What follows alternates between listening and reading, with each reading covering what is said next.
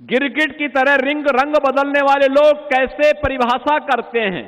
P की परिभाषा पहले पिछड़े से, फिर पी की परिभाषा पंडित से, और आप देखना एक दिन वे पी की परिभाषा पाकिस्तान से भी कर देंगे।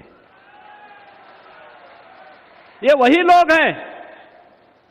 हमें दुख हुआ था और अत्यंत कष्ट हुआ था। मैंने प्रदेश में पिछले 9 वर्ष में 3 पूर्व मुख्यमंत्रियों के मृत्यु होने पर तीनों के कार्यक्रमों में भाग लेने का मुझे अवसर प्राप्त हुआ, और तीनों अलग अलग दल के थे। एक सरदेव बाबूजी हमारी पार्टी के नेता, हम सबके लिए प्रेरणा स्रोत, उनका दुखद निधन होता है।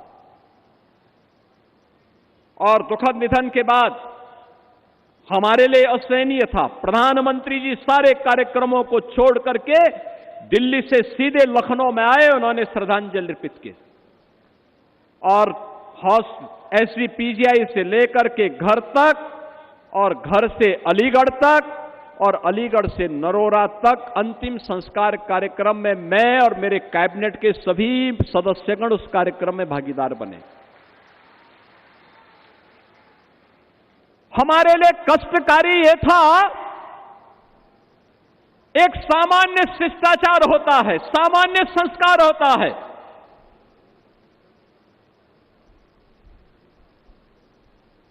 मायावती जी ने आकर के उस दायित्व का निर्वहन किया और बाबूजी को उन्होंने श्रद्धांजलि दी। लेकिन दुर्भाग्य कितना शर्मनाक था। समाजवादी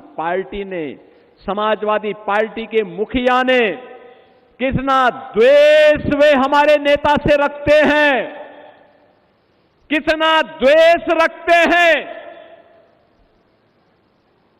उन्होंने बाबूजी को प्रत्यक्ष जाकर के श्रद्धांजलि देने की बजाय शब्दों से भी नहीं कोई कुछ व्यक्त किया।